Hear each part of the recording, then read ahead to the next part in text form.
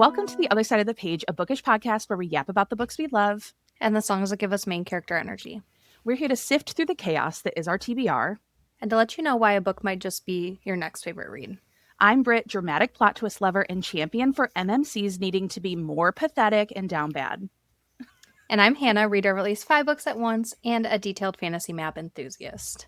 Every Wednesday, press play on a brand new bookish episode. And stay up to date with the books we will be covering by following us on social media at Other Side of the Page Pod, over on TikTok, Instagram, Facebook, and Threads. And don't forget to follow, rate, and review the podcast a shining 5 stars on your preferred platform because it helps us so much with visibility. This week, we have a special Manuscript episode where we are welcoming back the USA Today bestselling author, Mallory Marlowe. Hi, Mallory. Hello. Thank you guys for having me back. I'm so excited to be here. We are so excited to have you. Do you want to take a second to introduce yourself? Yeah, for sure. So I'm Mallory Marlowe. I am, as Hannah and Britt have said, the USA Today bestselling author of Love and Other Conspiracies in the forthcoming Love at First Sighting, which will be out on August 12th, 2025. I am a certified nerd and paranormal lover, as anyone who has read my books can tell, and also a Swiftie. So I am among good friends here. Yes, you are. As always. Safe space, yes. Yes, exactly. Our favorite energy. Yeah. All right. So grab an iced coffee. Or iced chai. And let's turn the page together. Or go UFO hunting together. I feel like probably that one today. Yeah, probably that one.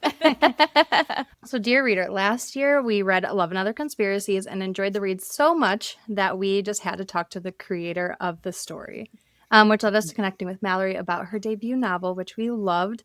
And now she's back with us to talk about her new book, Love at First Sighting. Yes, like quite literally, I looked at Hannah and I said, should I just DM her and see what happens? DMs are always open. And we finished Love at First Sighting, and we are obsessed with Ellen Carter. So can you tell the listeners like a brief synopsis, any trigger warnings that they might encounter in the book, all that fun stuff? Yeah. So Love at First Sighting is a adventure mystery rom-com, I guess we can say.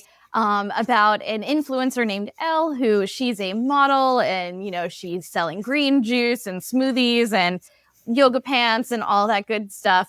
And she is out shooting footage one night and she sees a UFO, which I don't think she or anybody who follows her is expecting at all. But it's a very weird, freaky experience for her. And so naturally she does what an influencer does and she puts it on the internet. And her video ultimately attracts the attention of Carter, who is a member of the private intelligence sector, which is basically like the Men in Black. And he is in charge of tracking down UFO sighting cases, investigating weird happenings. But what attracts him to Elle, aside from her being gorgeous, is that he saw something very, very similar to what she saw. Right before a big family tragedy that had happened to him. And so he has been trying to figure out what is at the heart of this mystery. She wants to know what happened to her. And together these two join forces to figure out what lies at the heart of this shared mystery that they both have.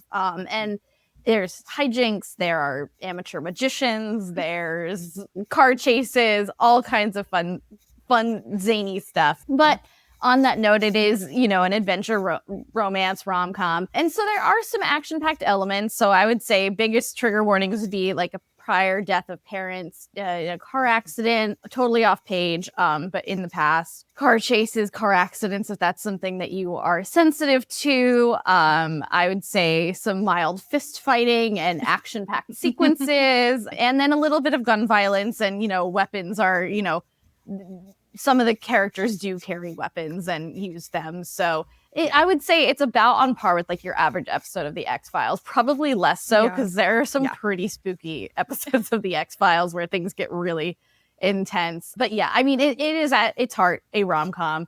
It has those elements to it, but I really hope that people can enjoy it and don't feel too stressed out going into it. I try to keep it as light as I possibly could.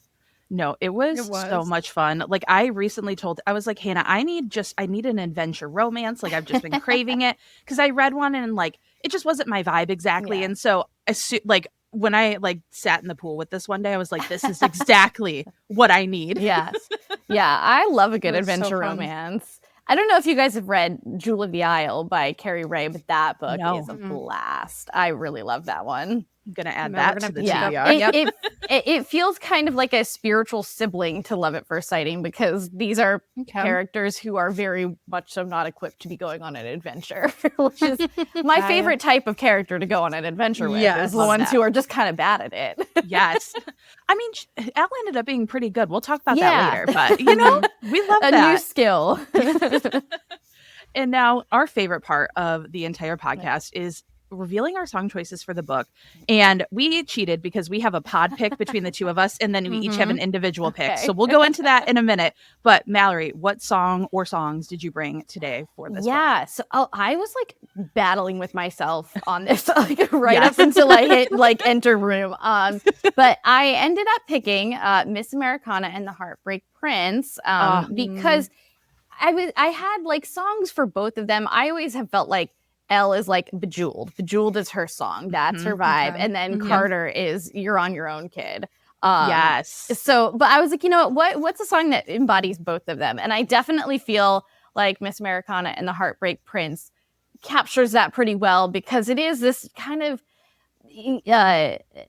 like a disillusioned girl who should have it all, and who, you know, everybody is, you know, looking to her, but she's not surrounded by this crowd that wants the best for her.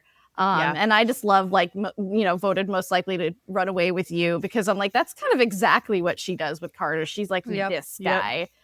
He is, and also like finding somebody who like gets you. You've waited for this person. You know, have finally got this love that feels right for you, and you're like, I'm gonna be reckless with it. I feel like it gets both of them in there. Everything you said ties into our song choices too, which I think is so fun. Do we want to say our pod pick first? Yeah. So our pod pick is a song that I texted Hannah last night, and I said, Hannah, I know we both have songs, but we need this. So we actually, our combined pick is Snow on the Beach, featuring more Lana Del Rey. Very much like the energy of it, but like your eyes are flying saucers from another planet. Now I'm all for you, like Janet. That was the one line too. But Hannah, what was your song pick? So I picked Fearless by Taylor Swift. And I picked that early on. I think like instantly, like I think it was around where Carter was like, help me. When he says that. And I'm like, I think Fearless. Fearless is their song. Like it's a lot of just happy love for me. Yeah, I feel like their love, like the love piece of it is very fearless coded, like very, like they always have each other. They rely on each other. And the one thing that I love too, and we'll get into this in like the spoiler section, is like, I never questioned them. Like they were just steady the whole time. But the song that I picked is Call It What You Want. Oh yeah. And the line where like you had said, Mallory, but slowly I said, you don't need to save me, but would you run away with me? I listened to it and I was like, this is so Ellen Carter. This is so Ellen Carter. There are so many Taylor songs that I listen to, and I'm just like, this is them. And like, there are even like specific like chapters where I'm like, oh, this is this song and this is that song. Like they're just there's so many. I don't know. One of my like fun things to do is I just like imagine the two of them going to the Eras tour together, and like how much fun they would have. Like, she'd be all dolled up, looking all sparkly and cute, and he would be like so thrilled to just take her picture and like dote on his like hot girlfriend. Obsessed with that. Now we're going to talk a little bit more about the story, but we have split it into a spoiler-free zone where the aliens are fake, you guys. The aliens are not real here. You are safe. So if you have not read Love at First Sighting yet, first of all, please go pick it up. Second of all, you can listen to this portion. We will let you know when spoilers are ahead. So this is your second book that's coming out. And so what did your writing process for this one look like? Did it change from your debut or what you've been currently working on? Kind of what's your energy around that? So this book was kind of interesting in a way where I wrote this when we went on sub with Love and Other Conspiracies. So like when my editor was sending it out to publishers, and we were kind of just waiting to see if anybody would want it. And this was a really fun project for me to work on, because I was like, this is so out there that nobody is gonna like. This can't sell. This can't be out there. There's no chance of that. So it was just a good chance for me to like try something new, follow this idea that made me really excited and made me feel really hyped up about, telling a mystery and, bringing aliens even more into the fold here. And then it, funny enough, turned out that when I, got on a call with my editor at Berkeley, she was like, this idea is great. Like, I'm obsessed with this. And so I was like, oh, okay. So apparently there is a market for a hot girl falls in love with a hot man in black book. All right, cool. I'll roll with it. So we went through the process of, I drafted it first and it went through some revisions that I just did myself, like refining the mystery elements and their arcs. And then I brought the outline to my editor and she made some really great feedback. Like, you have 2 party scenes, you have 2 desert scenes, like, why don't you combine some of this and we'll tighten this book up.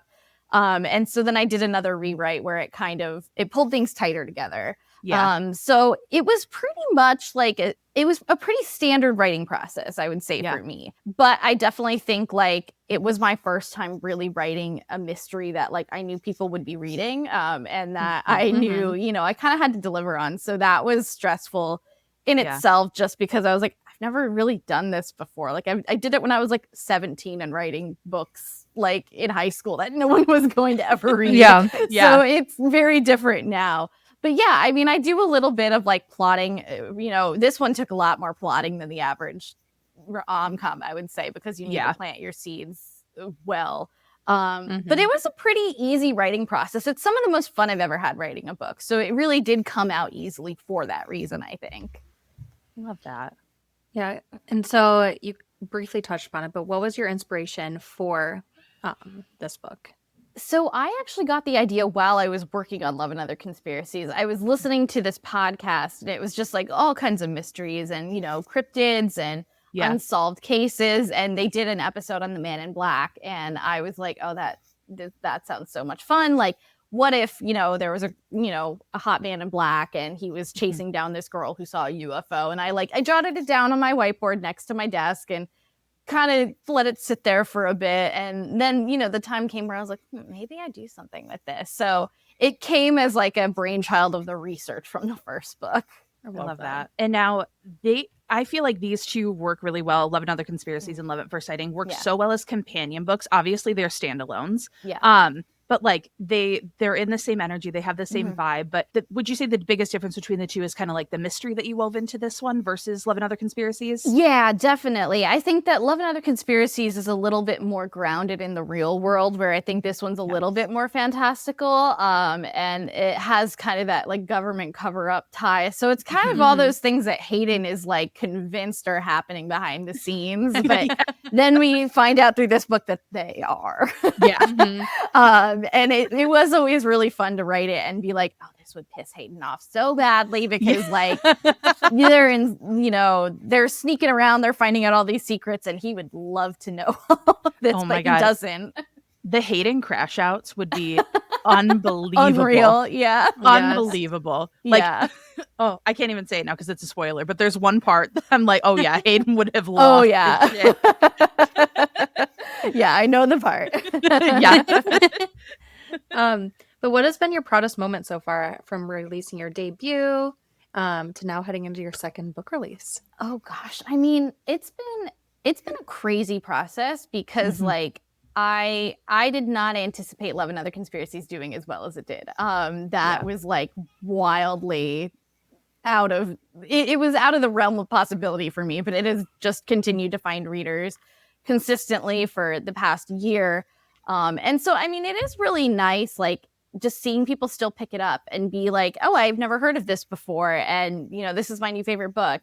But I mean, I've gotten to go to a bunch of different signings and conventions, and, just seeing people bring you like gifts or like, I had somebody at the LA Times Festival of Books bring me friendship bracelets with Hayden and Hallie's initials and then Carter and Elle's initials. And I'm like, this book isn't even out yet, but like people are so like, excited to meet these characters. So, I mean, really, it's been like getting to read and interact with readers. That's just really, really special to me. Yeah. And, it's the kind of thing that like you always hope for when you start writing a book. You're like, I want people to resonate with this. And, I want, I can't even believe I forgot about this. Somebody named their cows after characters in Love and Other Conspiracies. That's exciting. Yeah, I'll have to look this up again, but it was like they read the book and were like, I have 2 cows and I'm naming them after characters in your book. And I was like, cows? That's like what I could not have expected that, but that was really cool. I was like, no, I'm just I picturing showed like everybody, like I was like the meme of like the cow, like yeah, like, in the aliens. Yep, yep, perfect. It is. I mean, I hope that person's cows have not been abducted by aliens, because that would be very unfortunate. They seem like lovely animals, but that was cool. I was like, I never would have expected somebody to name livestock after a character I've created. So yeah, like bucket list, I did not know I had. Yep. It's one of those that you have to like add to the bucket list to check off because you never knew you wanted it. mm-hmm. Yeah. I'm like, that's great. I'm like, what other animals can we name after characters? And then we talked a little bit about it earlier too. I feel like a lot of these are, these are the ones for the readers that haven't had it yet. But what are some tropes that readers can expect in this book? Because as we know, people love to get their hands on the tropes that they're expecting. For sure. I would definitely say like this is an opposites attract. I do love that. I mean, I think Love and Other Conspiracies also has that element too. I mean, these two are very different people as well. So opposites attract. I would say like I always pitch it as like dumbasses solving a mystery, because that's kind of what they are. And so Kissing as a Cover is another one that pops up. I'm forgetting every single trope that I have now. Yeah, those are the big ones. I feel like it's not super trope heavy, but it is like little things. Like a blonde MMC. He wears suspenders and a hat. Yep. So yeah, I think like tapping into like who the characters are is kind of how I usually approach tropes. Yeah. And then I just got distracted because I was like thinking, I'm like, what are other like ones? Some tropes? I know, because I'm so bad at picking out tropes. It's so hard, but it's just fun. It's fun for like the marketing piece of it too. Yeah. But I love when there's like so many of like them. I think they both care for each other when they get injured. That's like that's a fun one. Yeah, but it's so much fun. It was just a blast to read. Like the way that I was giggling the entire way through. And like, I know you said like, okay, well, no one's going to want to read this, but I feel like there's such an untapped potential for like people who do love like the nerdy, like we talked about this last time with Love and Other Conspiracies, but like I grew up watching Ghost Hunters, like Paranormal Caught on Camera, the one where they like would reenact all of the crazy paranormal sequences and like all of the X-Files, all of these Fringe was one of my favorite shows. Like so good. And it's so fun to have a blend of like my favorite genre, which is just love and happiness and, a happily ever after, blended with like these super hilarious, like kind of goofy plots that work so well. Yeah. Yes. Yeah. I think I definitely have realized that there is a market for the weird, and that's great because I can go for miles. Yeah, no, literally. There's only so many billionaire romances I can read. I love that. A light bulb with space in it. That is just so cute. But yeah, just there's a bunch of weirdos out here. And we want to read books about other weirdos. Yes. Yes. So circling back to our queen, Taylor Swift. Yes. What Taylor Swift era would you say embodies Ellen Carter together and then separately? I would say, I mean, I think they're very Midnights coded. Like, and that's like sort of how I've just always imagined this book. Like, I imagine it's a nighttime book. Yes. And so I kind of love like the energy of like breaking the rule, being up late, staying out past your bedtime. But it also has like a very like old-fashioned vibe to it as an album. And like I think it's in her aesthetic. Like it feels very 70s. And I always think about Lavender Haze and like, the 1950s shit they want for me. And then also like, get it off my desk. They're, no spoilers. But I remember, I was writing the first draft of this book when it came out, and I kept being like, oh my gosh, yes, like, yeah, this is them. This is so them. So I would say as a couple, they're very Midnightsy. I think like, it's so tough. I feel like Carter is like a little bit like Reputation. He's kind of got like that rebellious streak to him. But then also like something very pure. So like I could even see like Fearless, like being a very Carter era, or it's kind of like youthful and, you know, simpler. I think he would look back on it with like, oh, these are simpler times. And then Elle, I feel like, is probably also a little bit of reputation, but then also some tortured poets, especially like all of the critiques on how people perceive you. Yes. I think that she would really resonate with that and be like, she's so real for that. Yeah, 100%. Yeah. And the last thing I will say before we move into spoilers is I am now on the crusade of justice for blonde MMCs. Yes. You have succeeded in making me fall for a blonde MMC, specifically one again in suspenders and a trilby hat. And I was like reading this and I was like, Mallory, what are you doing to me? I think my editor had the same thought when I was like, yeah, he wears a hat. And initially we had called it a fedora because I was like, I feel like that's the more like recognizable term. And she's like, we're not going to do that.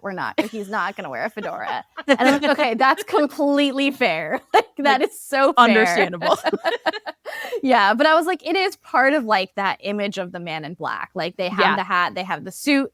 I really wanted it to feel like it weirdly had one foot in like the past because it just felt really apt for kind of this weird noir world that we were building. But yeah, he wears suspenders, he wears a hat, he is most of the time in a full suit.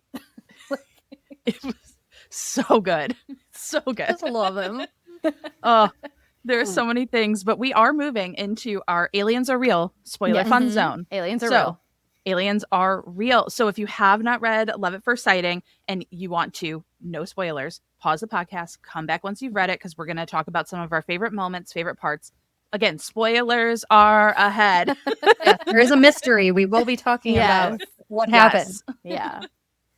What was your favorite part to write? You know, it was a beautiful blend of adventure, romance, mystery.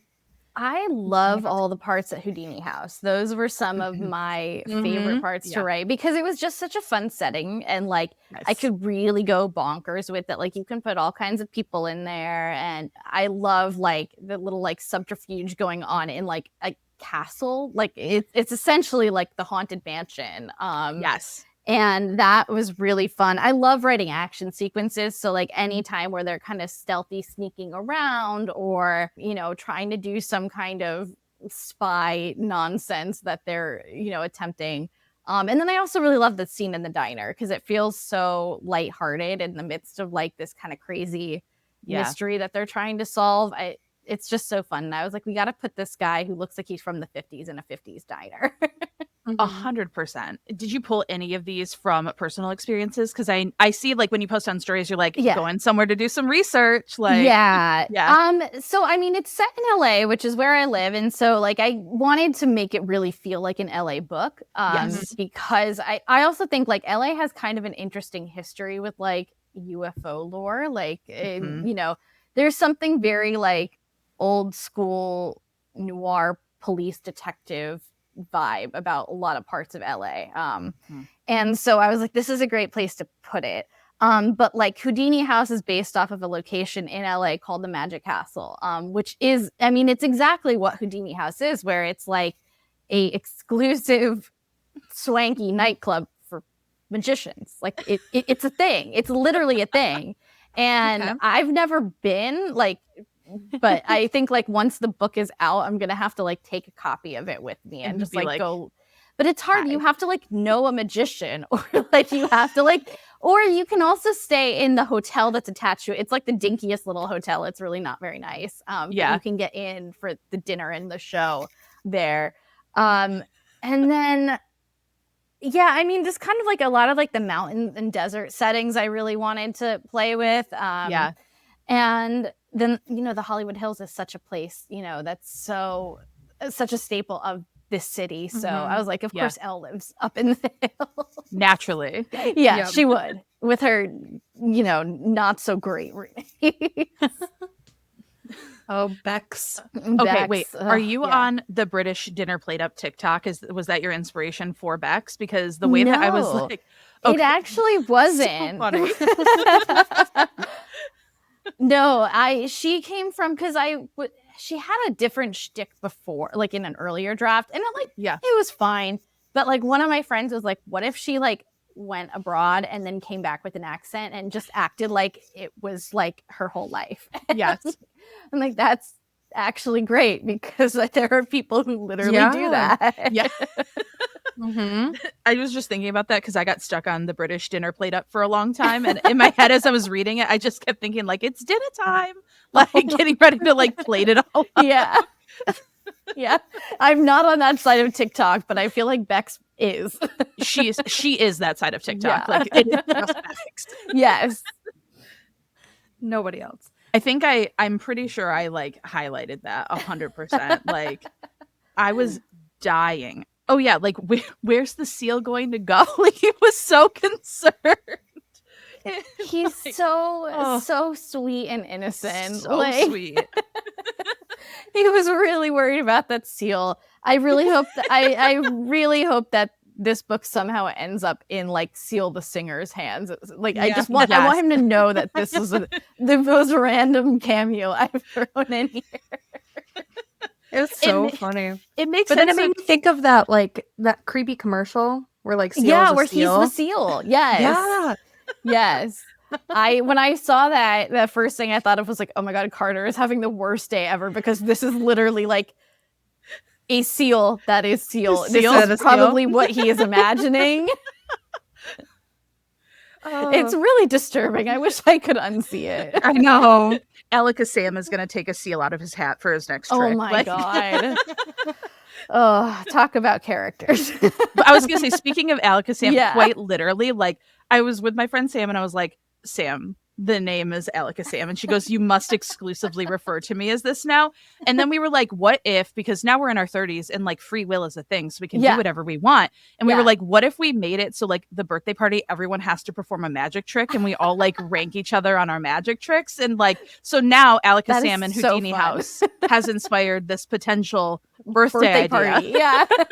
That's another one of those bucket list things where you really do not think that you want somebody to make an Alakazam birthday party. Listen, I did not imagine that when I started writing the book or the character. We think it could be so much fun. I think it would be fun. I'm like Carter. I get really hyped about magic shows and like, where did those domes come from? Like, yes. Where have those birds been there the whole time? Like when people do card trick magic, I'm like, you are a wizard. Like you're a witch. Like I believe it. I know that you're doing something with your hands, and I didn't see it. But I had to watch a lot of those. Like there was that show back from like the early 2000s that was like Breaking the Magician's Code, and they show you how they do the magic tricks and stuff. So I had to watch actually like the whole one about like how you cut the woman in half in the thing. How do they do that? I still don't really get it. Like no, like because they have to like bend a weird way and I'm like I don't know if I buy that. I'm like that still feels like magic to me, even though I like did extensive research to like write that scene. It reminded me of my favorite Disney Channel original movie was oh my God, I literally just Now forgot You the See name. Me? Now you see it. Yes. Yes. And it had Ali Mashaka in it, and it was just the best, like so good. But that's enough of Houdini House. We just loved it. It was so much fun. But okay, real question about aliens. Have you had any chance encounters you thought might be extraterrestrial? Because I've had a lot of paranormal encounters, but I've personally never had any extraterrestrial. I haven't had anything that was like distinctly alien. There was like one time back when I lived in New Jersey, like where I was driving home from something and I saw something in the sky and it like kind of like descended really fast and like disappeared. I don't know where it went. It kind of like stuck with me for a moment. I was like, this is very strange, but that's probably the closest like alien situation I've had so far. We'll see. Well, if I keep writing books like this, they might come for me. They might. Hopefully it's a hot guy named Carter. Or like a hot alien. I can get down with hot aliens too. Listen, we can just make this like a full paranormal romance next time. I mean, Entities to Lovers, which is the third book, is a paranormal romance. I can't wait. When you announced that one, I have it down here too, but I was like, my God, Mallory just keeps writing things for me personally. Like, I was like, oh, she just writes for Brittany. Yep. And for myself, I'm like, I'm writing for, it's just nice to know that there are other people who like get what's going on up in my dome. Yes, we got you. Love it so much. Like we said, in a safe space. You're welcome here anytime. But let's continue to talk about Carter. Yeah. He's the man. But he was really intentional with Elle and like causing her to look inward for the first time in a long time. Was he a like steady force character-wise as you wrote, or did he change like during the drafting process? No, Carter came out fully formed. It was like, it was very weird. Like full name, physical description, his arc, his backstory, it all like, it was the easiest character I've ever written, and I don't know why. But like he was really kind of like the backbone of this story. Because I think so much of it ties into this mystery with his family. And, you know, we're trying, you know, he's like the emotional through line of everything here. And, you know, it really, the whole story really is about like him finding closure for the first time since he was a little kid. Elle is, you know, going along this process with him. But like, it was funny because when I first started like thinking about the book, I was like, do I want to go really big and make it, you know, a huge government cover-up thing? But then it ultimately became a case where I was like, no, this is really about him and like him overcoming that pain and him, you know, realizing that he deserves better and, you know, deserves to be loved and not be like this just secondary, you know, like he deserves to have a family of his own again. And so that was like a very cognizant choice that I made, that like we're keeping this small. This is about Carter and this is about the two of them and how they work through this mystery that really is between like three or four people. Like well, you succeeded, because chapter 30 I was crying when Elle said, please let me stay with him, I'm his family. And then the sticky note, the sticky note, the little mission agent, accomplished, little agent. It was so good. And I think too, like, I loved the contrast of Elle just really, like, especially internally being like, I was a pageant girl, I'm an influencer, I have all this stuff, people think of me as vapid. But then she like looked at like pretty much the antithesis of herself in Carter. And while Carter was like, oh, I'm not good enough for her, she was like, am I enough, because this is what I have to bring to the table? Like like what kind of depth is there to me? And I feel like you achieved that balance so well between them, but it made it believable in their relationship. Because I think with a man in black and an influencer, it could go very like, oh, this is so wholly unbelievable, like really fast. But like they were so nuanced, and like you could just really tell like in their internal thoughts and the way that they were thinking, like, they're clearly attracted to each other, but there's clearly like some stark differences between the two of them. Yeah, they're really different people. But I mean, they, you know, I think that they both are dealing with this case where they want to be more than their jobs, and they want to, you know, like I think like Carter would have like quit like 5 years ago if he didn't have this mystery and this, you know, albatross hanging over himself that he needed to solve before he, you know, dipped. But yeah, I mean, they both just kind of want to be understood, and they don't want to be held back by these preconceived notions about them, or, you know, like Carter is afraid that no one's going to love him because he's really broken and has this really sad backstory. And Ella's like, I don't know, is there anything to me except for like great hair and nice boobs and good makeup? Like, I don't know. But they both see through these facades and these like glamours that they're both trying to put up. When it came to Marcus too, I'm like, now I'm like thinking of, as we were doing the outline, I was like, I can't think of anything. And now that we're talking about it, it's all You're like, oh, that's all coming back.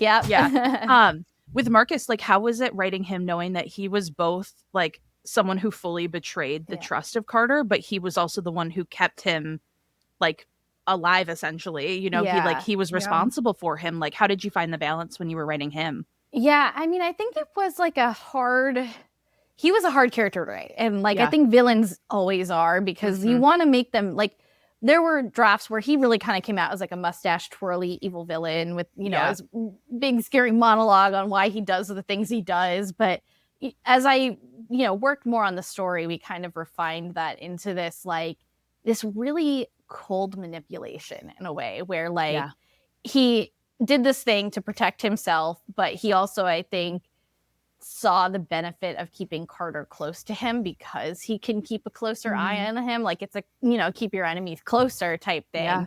And he can also manipulate things. If he gets Carter working at the sector, he can make sure that he's getting all these cases that he can control. And if Carter finds something, he can just wipe it, because nobody really thinks Carter's going to do a very good job.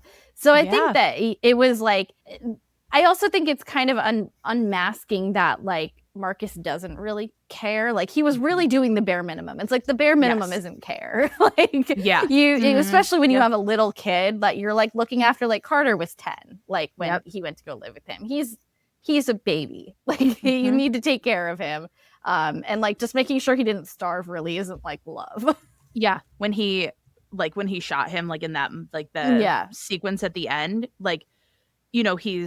it was just so devastating watching Carter realize that there are no lengths that Marcus would go to not to protect himself, and everything that he thought he had Marcus was watching over him. He took care of him all of these years. That illusion kind of shattered in front of him. And that's why I also love that Elle and Carter were always grounded in the sense that their relationship was stable. The conflict was external. It was not between them. Yeah, I feel you can't break Carter's heart like that. Adding in a third act breakup into this book would have that would have been really cruel. Yeah. It wouldn't have made I don't think I could do that. Yeah, no, there's no way. He's, as you say, he's too baby girl. There's no way. Baby girl. He's been through enough, okay? Yeah. He's been through enough. Let him be happy, my God. Yes. Do we want to dive into our songs a little bit here? Oh, yeah. We'll do a little lyric here. Let me pull these up. Mallory, do you want to start with yours? Yeah, I can do that. So I think some of the lyrics from Miss Americana in the Heartbreak Prince that really resonate for me, no cameras catch my pageant smile. Very, very Elle. I love she has this very idealized version of who she is and what she wants to project. But especially things ripped up my prom dress, running through rose thorns, and kind of just tearing up this facade for this person that she really cares about. Yeah. And I also whisper in the hallway, she's a bad, bad girl. She has all these people in her comments who are what is she doing? She is faking this for attention. She's, why does she want to wreck her reputation so badly? And then I also feel you play stupid games, you win stupid prizes. Is very much so her relationship with her career, where she's this is dumb. What am I getting? What am I getting? I'm not actually getting love from these people. They just want things from me. They just want they just want coupon codes. They really don't care. And then as we mentioned, in the past, the voted most likely to run away with you, because that is very much so where they end up just kind of jet setting and going off on their own. And then no cameras catch my muffled cries, also very apt for our poor girl here. Yeah. It just for the two of them, it really represents leaving the things that you don't want behind and choosing this person that maybe on paper doesn't seem good for you, but you're gonna do it anyway, and you're gonna get your happily ever after. Yeah, love it. A great song pick. I know. Yeah, I thought about it for a while. I was like, oh, God, is it? I feel our songs are all similar, the same, but different font, because a lot of things you said, I'm kind of ties into Fearless a little bit, but the line that's run your hands through your hair, absentmindedly making me want you, makes me think of when he takes off his hat. Oh yeah. And all that. Yep. And really the line that also solidified this song for me, that made me think of it as but with you I'd dance in a storm in my best dress, fearless.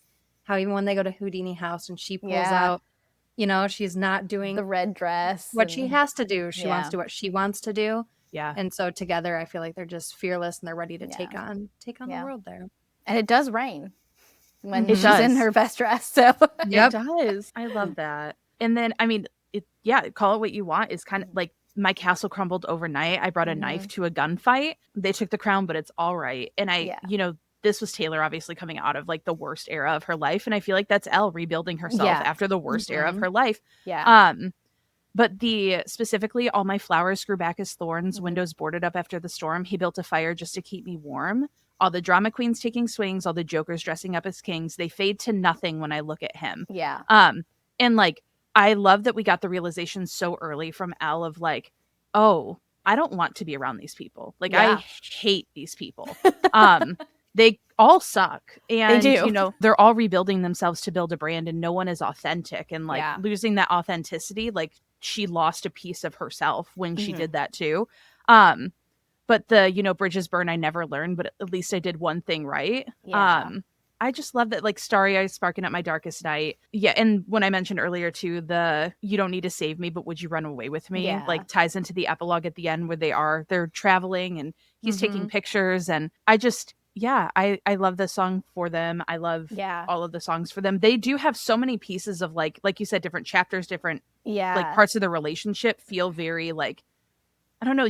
I could find a song for every piece of this book, probably. Yeah, it's so funny with my like critique partner group. We actually like when we send chapters, we send what the Taylor Swift song of the chapter is. Oh, I love that.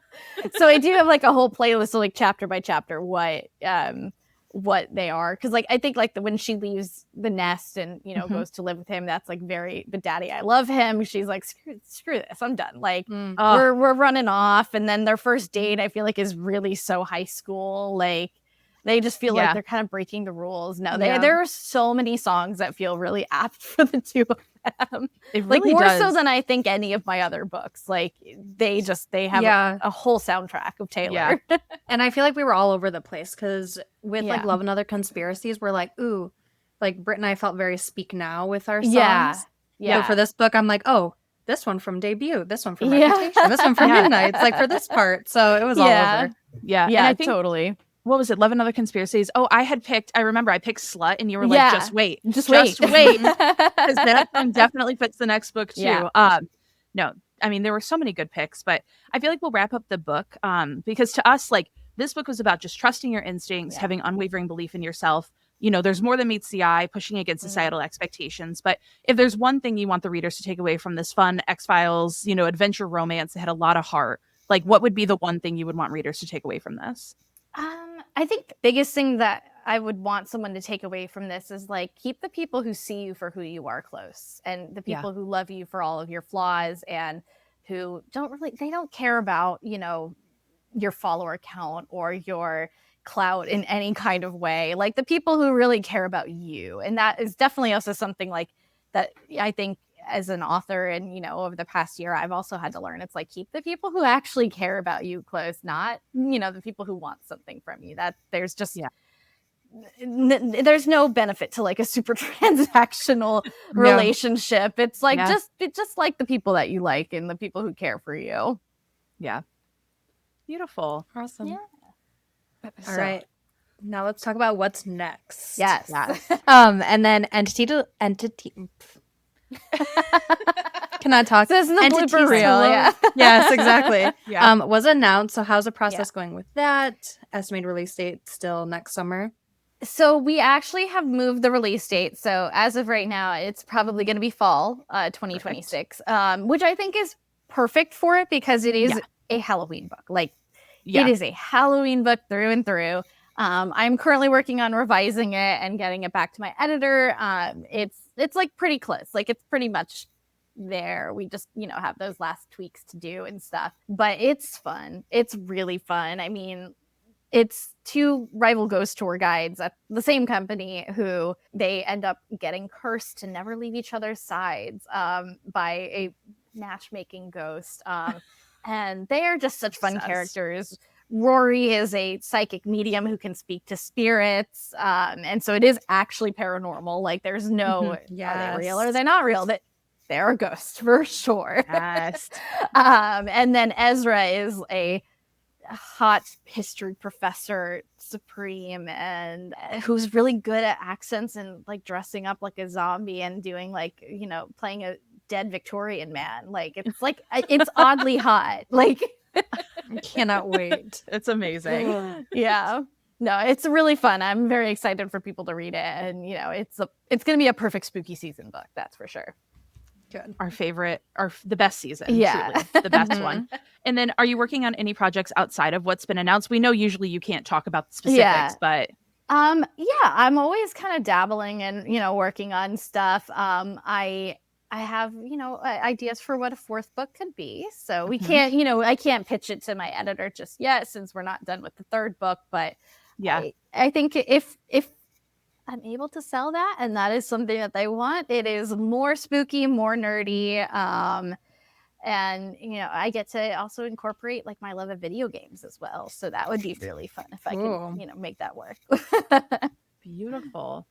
And then is there anything else you want to add about what's to come? Anything else for readers, listeners? I don't think so. I mean, buy Limit for Sighting. It always helps. Yes. It helps me out a lot. Keep an eye out for news on Entities to Lovers as that comes out next year. And then, as always, I'm pretty much mostly active on Instagram, and my handle is @Mallory Marlowe Writes. And any big news I will, share there. Perfect. Well, thank you so much for turning the pages with us this week. Yeah. And a huge thank you to Mallory Marlowe for joining us again and talking about her new book, Love at First Sighting. Mallory, you just mentioned it, but let's say it one more time for our listeners. Where can everyone follow and support you? Yeah, the best way to find me and keep up with all kinds of news would be @Mallory Marlowe Writes on Instagram and Threads, but same deal. Yeah, totally. And also follow us on Instagram, TikTok, Patreon, and join our newsletter that is in spirit right now to keep up with everything on the other side of the page. Yes. And again, please drop a review and a 5-star rating of the podcast on your preferred platform and share it with your bookish besties. Next week, we will be yapping about books and their zodiac signs. So it is a fun episode written in the stars. Yes. All right. And thank you so much again, Mallory and everyone. So forever and always. And keep reading with kindness. Bye everyone.